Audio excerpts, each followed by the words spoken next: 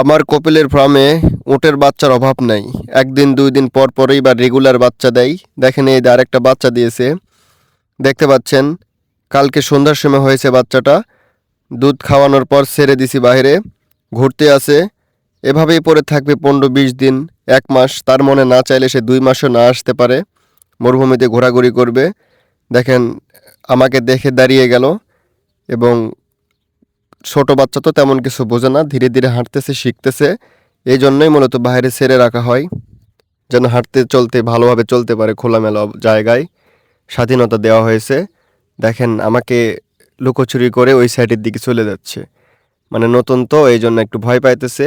But সমস্যা নেই, ধীরে ধীরে বন্ধুসুলভ হয়ে যাবে। নতুন বাচ্চা এরকমই করে। বাচ্চাটা কালো, আর এটা হচ্ছে ওর মা। এর মায়ের নাম হচ্ছে সোয়াহিন। অনেক সুন্দর ওঠ, কোনো কিছু বলে না, অনেক ভদ্র স্বভাবের। দেখতে পাচ্ছেন, এই হচ্ছে ওটের বাচ্চা। বাচ্চা অনেকগুলো বাইরে এখনও আছে।